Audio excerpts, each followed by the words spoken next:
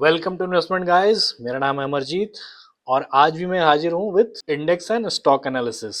तो हम आज का मार्केट कैसा रहा उसको तो हम एक बार एनालाइज करेंगे ही। उसी के बेसिस पे हम ये भी प्लान करेंगे कि कल के लिए हम क्या क्या हमारा ट्रेड प्लान हो सकता है। उससे पहले भी जो वीडियो मैंने बनाया था फ्राइडे को क्लोजिंग के बाद, उसमें मैंने सारे लेवल्स डिस्कस कर लिए थे। मैंने बताया था कि कहाँ पे गैप अप होने पे कहाँ पे कैसा मार्केट रिएक्ट करेगा।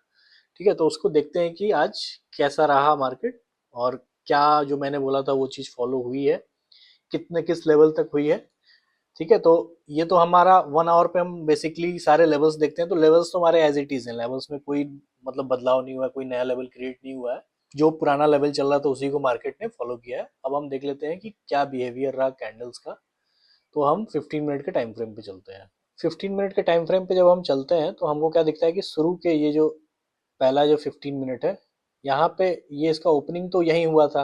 जैसे मैंने बताया था कि ओपनिंग होते ही इसमें फॉल आया, लेकिन फॉल आने के बाद क्या दिखा कि ये फॉल उस टाइम सस्टेन नहीं हुआ। इसीलिए अब ये जो लोग 5 मिनट पे कर रहे होंगे ना, इनको थोड़ा सा दिक्कत हुई होगी। मैं 5 मिनट भी कर देता हूँ, मान लीजिए बहुत लोग 5 मिनट पे करते हैं, उनको समझाता हूँ अंतर क्या होता है। अब देखिए हो क्या रहा है यहाँ पे कि आपको 5 मिनट पे ओपनिंग कहाँ हुई, यहाँ हुई। एग्जैक्टली जो मैंने बोला था कि अगर आपको रेजिस्टेंस के पास ओपनिंग होती है तो फिर चांसेस आर कि वो ज़्यादातर ड्रॉप होता है प्राइस। ठीक है, लेकिन ड्रॉप हुआ तो क्या, ड्रॉप हुआ तो एकदम से ही पूरा ड्रॉप हो गया। तो यहाँ तो किसी को चांस ही नहीं मिलेगा। अगर कोई 5 मिनट का कैंडल यूज कर रहा है तो उसको चांस नहीं मिलेगा।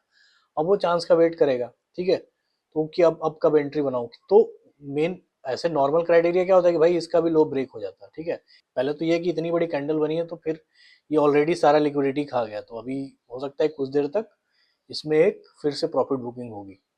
तो सबसे बढ़िया आइडिया था कि ये कैंडल का जब भी मतलब कि ब्रेक डाउन होगा ना तभी एंट्री करना ज्यादा बेटर है। तो हम वेट कर लेते हैं। मान लीजिए कभी कभी क्या होता है कि यहाँ तो ऊपर चला गया, नॉर्मली ऐसे ऐसे ऐसे ऐसे बहुत बार ऐसी बड़ी कैंडल बनने के बाद ऐसे ऐसे प्राइस जो होता है ये कंसोलिडेट करने लगता है, लेकिन यहाँ नहीं हुआ। यहाँ यहाँ बड़ी कैंडल बनी, फिर से ऊपर गया और एक फेक ब्रेकआउट हुआ। ठीक है, फेक ब्रेकआउट हुआ। 5 मिनट का चार्ट इसलिए थोड़ा बहुत ज्यादा नॉइजी रहता है कंपेयर टू 15 मिनट। 1 आवर पे तो खैर आप करोगे नहीं इंट्राडे ट्रेडिंग, लेकिन 15 मिनट ठीक रहता है। मतलब वहां पे आपको थोड़ा क्लियर पिक्चर और दिख जाता है कि चल क्या रहा है। ये तीनों कैंडल का एक मिला के 15 मिनट में दिखता है कि भाई हैमर बन रहा है। हैमर बनना मतलब कि बुलिश, भाई कोई तो नीचे ले जाना चाह रहा था लेकिन कोई आया जो उसको ऊपर की साइड ले जाके क्लोज करवा दिया शुरू के 15 मिनट में। तो उस टाइम बुलिश था, तो भाई एंट्री बनी ही नहीं, किसी टाइप की एंट्री नहीं बनी। तो हम फंसने का चांस कम हो गया थोड़ा। सीधी सी बात है, हमको अगर कोई मतलब वो नहीं दिख रहा। ये नहीं कि बुलिश का मतलब कि बुलिश साइड एंट्री ले लो, ये नहीं। उसका मतलब ये है कि भाई अब भी मेरी एंट्री नहीं बनी। खैर, अब आते हैं देखते हैं कि आगे क्या हुआ। ये ऊपर गया, सस्टेन नहीं किया, फिर ये नीचे आया, फिर ब्रेकआउट दिया, फिर उतनी बड़ी कैंडल बन गई, यहाँ भी कोई आपको चांस नहीं मिला। फिर धीरे धीरे रिट्रेसमेंट करती गई। बहुत बार ऐसे ऐसे करते करते करते करते यहाँ पे ये जो था ना, ये कैंडल यहाँ पे एक चांस बन सकता था। ये जो कैंडल है यहाँ पे एक चांस बन सकता था कि भाई आप इस कैंडल के क्लोजिंग पे कुछ अपना ले सकते थे। तो वहां से यहाँ तक का आप एक मूव है जिसको आप मतलब ले सकते थे। अदरवाइज आपने छोड़ भी देते, मार्केट क्लोजिंग का भी इंतजार कर लेते, तो आपको यहाँ तक का मूव मिल जाता लगभग। तो ठीक है, एक एक ही मूव चाहिए इंसान को। मतलब एक दिन में अगर मिल जा रहा है तब भी, मान लो किसी दिन नहीं मिला तो वो भी अलग बात है। लेकिन ओवरऑल देखिए, जो मैं रूल्स बताता हूँ, मार्केट कहीं ना कहीं से वो चीज़ फॉलो कर रहा है कि भाई अगर इस एरिया में कहीं भी ओपनिंग हो रही है ना तो अल्टीमेटली उसको गिरना यही है। अब वो कैसे गिर रहा है वो आपको अलग अलग टाइम फ्रेम पे अलग अलग टाइप से दिख रहा है। अगर 5 मिनट टाइम फ्रेम देखेंगे तो आपको लगेगा यार गिर रहा है उठ रहा है गिर रहा है उठ रहा है। ठीक है, अब आप इसको 15 मिनट टाइम पे देखोगे तो यहाँ पे आपको बहुत थोड़ा छोटा छोटा कैंडल दिख रहा है। तो यहाँ पे आपको ये लग रहा है कि भाई यहाँ पे ठीक है, यहाँ पे एक फेक ब्रेकआउट आपको फील हो सकता है, लेकिन वो सस्टेन नहीं किया। अगर बहुत लोगों को लगेगा भाई ये ब्रेकआउट हो गया तो यहाँ पे सही है, ये ट्रैप करने के लिए ही था सिंपल। और यहाँ पे बहुत लोग अगर पॉजिटिव एंट्री बनाई होगी तो ऊपर जाने के सोच के, लेकिन गया नहीं। तो करते करते करते करते आपको लगा होगा यहाँ पे हम कर सकते हैं या यहाँ पे कर सकते हैं। तो यहाँ पे यहाँ भी करना सही नहीं था, क्योंकि यहाँ पे जो विक था फिर लंबा था बहुत नीचे। तो सीधी सी बात है, अगर नीचे विक लंबा है तो बायर्स आर डोमिनेंट। ये भी उतना खास नहीं था। अब ये 15 मिनट की ये भी अगर आप देखोगे तो नहीं है। तो इसी तरह से आपको धीरे धीरे एक्सपीरियंस बना के चलना है भाई किधर की साइड मुझे जाना चाहिए। तो ओवरऑल वही है, मार्केट फॉलो किया। अब ये देख लेते हैं कि कल तो दिन तो बीत गया ये वाला आज का। अब मार्केट में चल क्या रहा है। 15 मिनट का टाइम फ्रेम हमारे सामने खुला है तो यहीं पे हम देख लेते हैं। सबसे पहले हमको क्या देखने को मिलता है कि भाई ये जो लेवल है ना 21,800 का, इसका ब्रेकडाउन हो चुका है। ठीक है, ब्रेकडाउन हो गया। अब ये जो सपोर्ट की तरह ये काम कर रहा था, अब ये उसका ब्रेकडाउन हो चुका है। अब चांसेस है ये कि भाई ब्रेकडाउन हुआ है तो और नीचे तक जा सकता है, ठीक है। सिंपली अगर देखा जाए किसी भी लेवल का ब्रेकडाउन होता है तो नीचे तक जा सकता है। लेकिन क्या है कि आज का तो मार्केट क्लोज हो गया, अब नेक्स्ट डे मार्केट खुलेगा, हो सकता है कि नए सेंटीमेंट के साथ खुले, और आज जैसे कि बेरिश था तो कल थोड़ा सा इसमें इस तरह का वो है, तो पुराने लेवल्स हो सकता है कि ये कोई कोई लेवल ऐसे ऐसे बार बार ब्रेक होता रहे, तो फिर भी उसका वैल्यू भी खत्म हो जाएगा। तो अभी के हिसाब से मैं देखा कि जो एक थेरेटिकली क्या हो सकता है कि अगर मान लीजिए कि कल को फ्लैट ओपनिंग हो जाती है ठीक इसी के अराउंड, तो चांसेस ये है कि भाई और ये अपना जो फॉल है ये कंटिन्यू होगा, और कंटिन्यू होगा तो एक यहाँ भी लेवल आता है बीच में 21,650 का, वहाँ पे छोटा सा इसको हॉल्ट देखने को मिल सकता है मे बी, ठीक है। सिंपल है, एक फ्लैट ओपनिंग का केस में ये भी हो सकता है। ऊपर जाने के चांसेस कम लग रहा है अगर देखा जाए तो, मतलब कि भाई नीचे ऑलरेडी चला गया है तो ऊपर जाने के चांसेस कम कम लग रहा है। लेकिन जाएगा तो क्या मतलब 800 से 900 तक जाएगा, ठीक है। अगर आपको ब्रेकआउट दिख जाता है तभी आप सोचना ऊपर जाने के बारे में, अदरवाइज ऐसे तो आप नहीं करोगे, चांसेस है कि नीचे कंटिन्यू करेगा। तो फ्लैट का ओपनिंग के केस में ये हो गया। गैप अप के ओपनिंग में क्या होगा कि भाई चलो ठीक है, इसका अभी कोई वैल्यू बचा नहीं, अब ऊपर ले जाते हैं, ऊपर कहीं फिर से गैप अप ओपनिंग हो गया, तो गैप अप ओपनिंग हो गया तो ऊपर अभी मार्केट ओवरऑल बियरिश ही है, तो ज़्यादा ऊपर सस्टेन नहीं करेगा, फिर से वो फॉल करना शुरू कर देगा। मान लीजिए कहीं भी हुआ ना इधर इस एरिया में, ये 800 से 9 के बीच में कहीं भी आपको गैप अप ओपनिंग होगा, तो मोस्ट प्रोबेबली वो वहाँ से भी फॉलिंग ही, मतलब कि सेलिंग ही आएगी। ये हो गया गैप अप ओपनिंग का केस, ठीक है। अगर उसके बाद क्या होगा कि अब हो गया गैप डाउन, देखते हैं कि गैप डाउन, तो अगर बीच में इधर कहीं गैप डाउन होता है, मान लीजिए कि एक तो 6,500 का लेवल है, यहाँ कहीं गैप डाउन होता है इसके अराउंड, तो चांसेस है कि और नीचे जाएगा, उसको एक 21,500 पे सपोर्ट मिलेगा और यहाँ के होल्ड लेगा और थोड़ा सा ऊपर जाके एक रिट्रेसमेंट बनाएगा इस तरह से, ठीक है। 500 लेवल अभी तक तो, कल पता हो सकता है तोड़ दे भाई, मार्केट कुछ भी कर सकता है।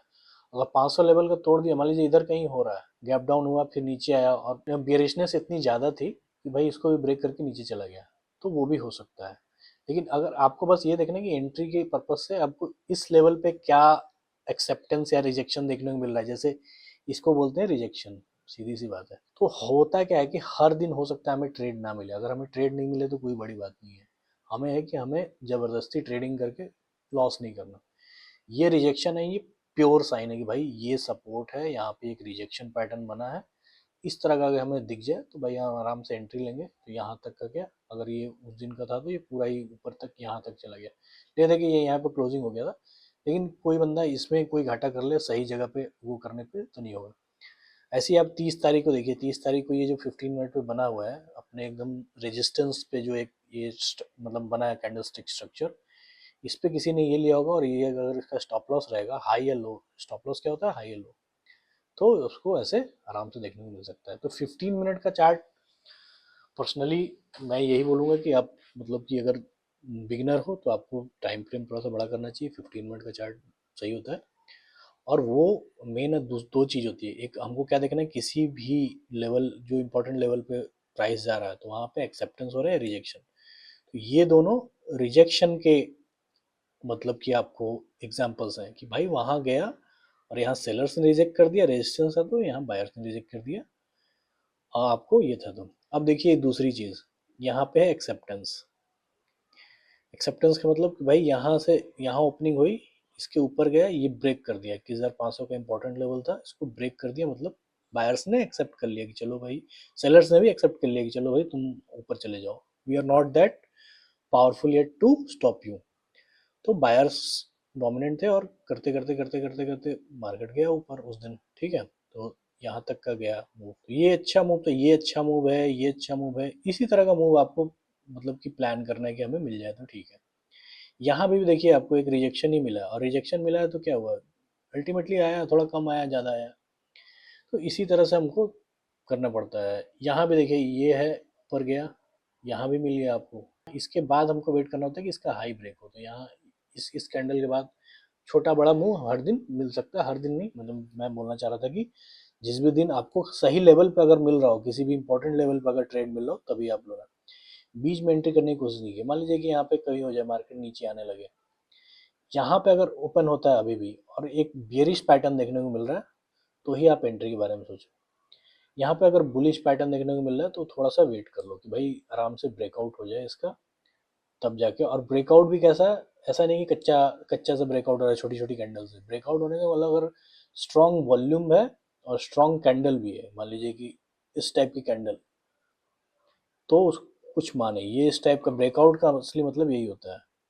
अदरवाइज ये नकली ब्रेकआउट ये जो होता है, ये देखो ये छोटा कैंडल और उसका छोटा ये, तो उसका उतना रिलायबिलिटी ज़्यादा नहीं रहती। तो मैंने बता दिया कि जो भी है आपको दिमाग में क्या करना है कि मेरे पास कुछ लेवल्स हैं, जैसे कि एक मान लीजिए कि 21,600 का लेवल है, 21,650 या 600 का लेवल है, उसके अराउंड आपको एक ध्यान देना है कि क्या वहाँ पे एक्सेप्टेंस या रिजेक्शन हो रहा है। एक 500 का है, उसके बाद नीचे गिर रहा है, एक्सेप्टेंस हो रहा है, रिजेक्शन हो रहा है, तो उसी पॉइंट पे जो ट्रेड लेगा ना वही सेफ ट्रेडिंग हुआ है। क्योंकि आप सपोर्ट और रेजिस्टेंस पर अगर ट्रेड ले रहे हो तो प्राइस एक्शन ट्रेडिंग का यही रूल है कि आप सपोर्ट या रेजिस्टेंस पे ही कोई वो पिक करते हो, रैंडम कहीं नहीं। वहाँ पे आप एक्सेप्टेंस या रिजेक्शन देख के अपना ट्रेड पिक करते हो। तो ओवरऑल मैंने निफ्टी कर दिया और आपको बहुत ज़्यादा मतलब काम की चीज़ बता दी कि आपको करना क्या चाहिए। ठीक है कि आप यहाँ का लेवल समझ लो, वहाँ नेक्स्ट डे ट्रेडिंग करते समय आप वेट करो कि इन लेवल्स पे मार्केट आने के बाद कैसा बिहेव कर रहा है। अब बैंक निफ्टी देख लेते हैं। बैंक निफ्टी में देखिए ठीक उल्टा हुआ है, ये गिरा हुआ था यहाँ नीचे, मतलब ड्रॉप होके आ रहा था, लेकिन यहाँ से इसको रिजेक्शन मिला है। रिजेक्शन मिला है तो बहुत ऊपर तो नहीं गया है, लेकिन क्या बोलते हैं इसको, एक रेंज में रह गया। तो ये भी एक प्रोबेबिलिटी है, आपको लेके चलना है कि भाई क्या बोलते हैं, रेंज में बहुत बार मार्केट रहता है तो आपको छोटा मोटा लॉस लेके चलना पड़ेगा, क्योंकि लॉस तो इनविटेबल है।